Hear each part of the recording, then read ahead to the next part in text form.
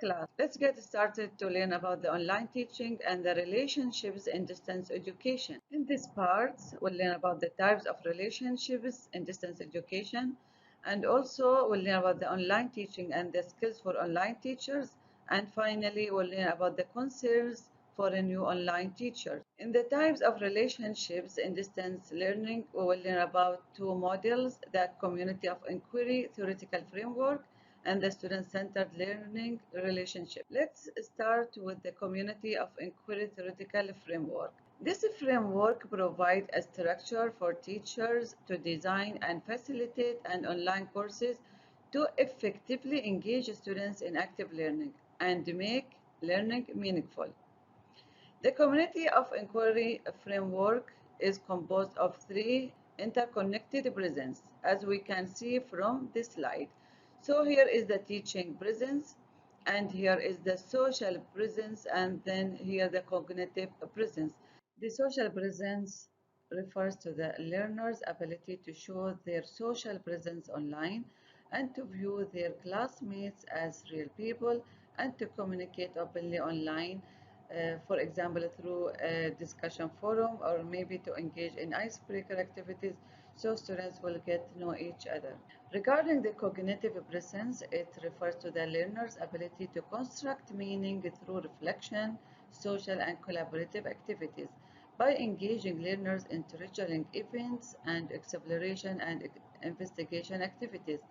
For example, may we ask students to exchange information and ideas and concepts among each other, or maybe to connect ideas to the main topic.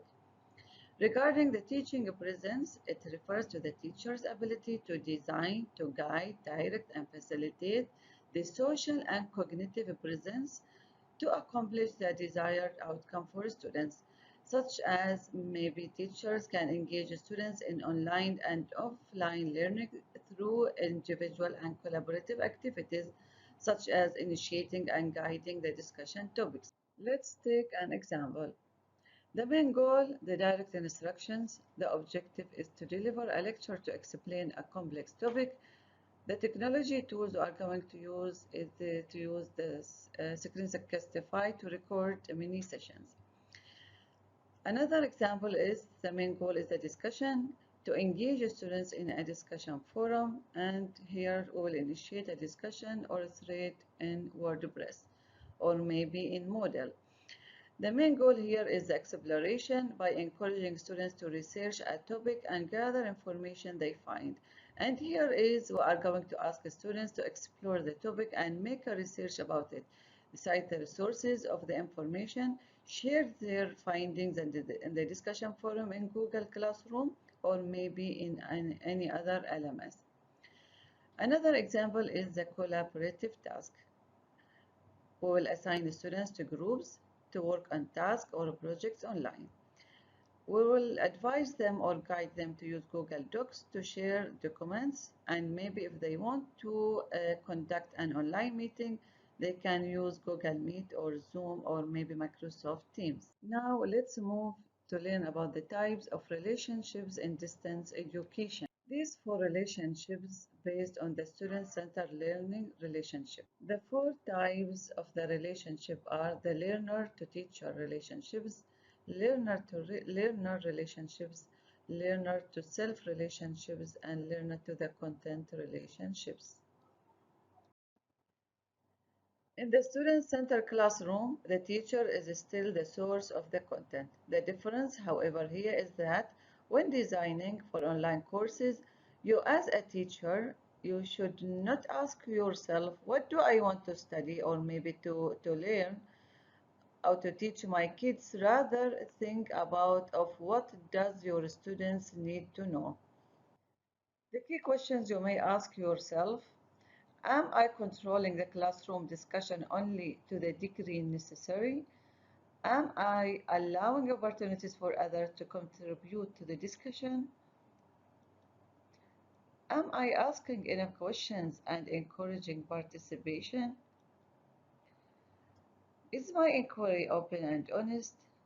Am I tolerant of diverse viewpoints?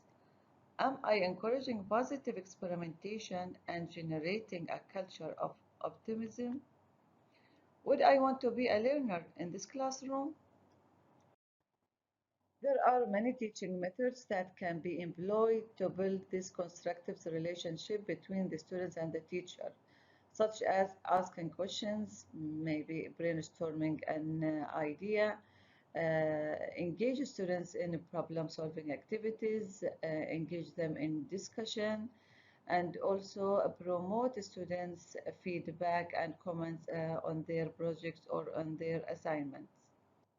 To develop the learner-to-learner relationship in online learning environment, create the seeds of what is called community of practices and contribute to supporting the collaborative learning that extends beyond the learning process outside the classroom.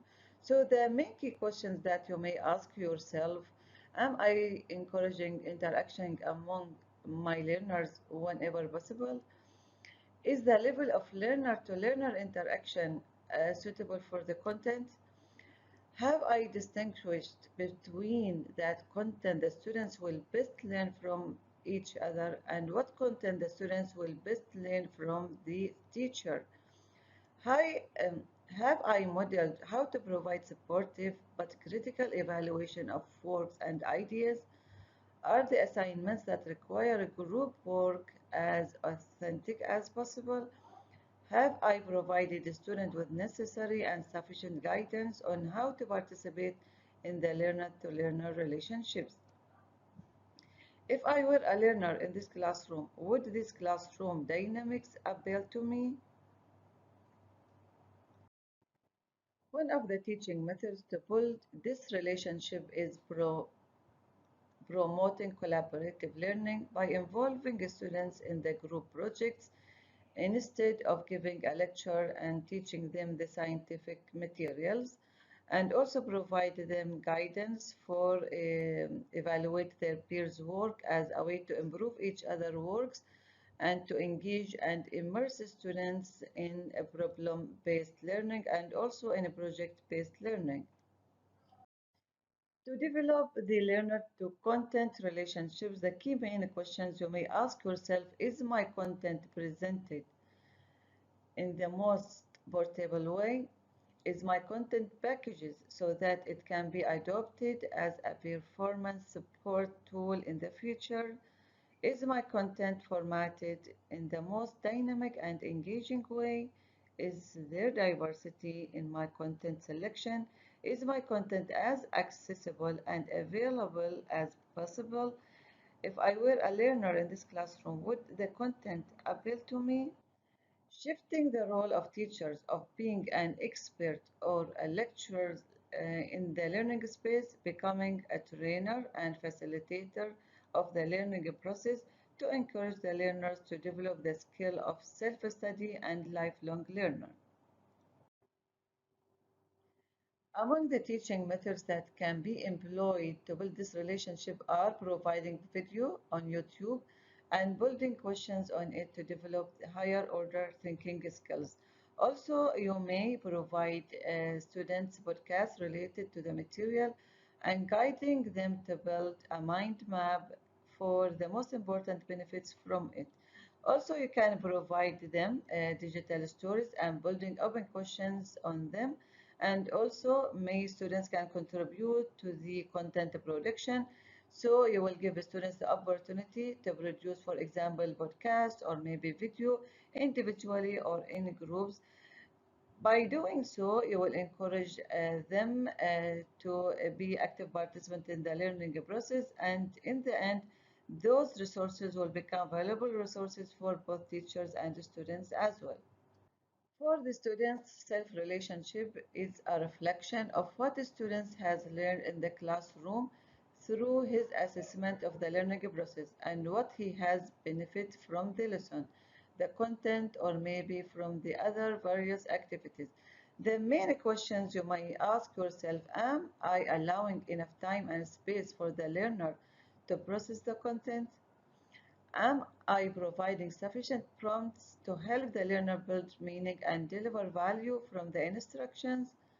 Have I created opportunities for the learner to reflect on the learning process? Are the assignments that require independent work spaced at appropriate intervals during the instructions? If I were a learner in this classroom, would I find the learning to be personal and meaningful? Some of the common methods teachers can use in building this relationship is that asking the students to evaluate the learning process or maybe to evaluate the content or the ways of learning. What are the best methods that students like to learn? Is it through collaborative work? Is it through the projects? Is it through the discussion and other activities? And to determine what they want to learn and do in the next sessions, for example, and also to engage students in the content production and material creation for the next lesson. So by knowing these four relationships, you will have realized how to plan your lessons with a list of appropriate methods for each relationship to achieve a balance between them so that the learning and teaching process is more focused on the students and rich in learning.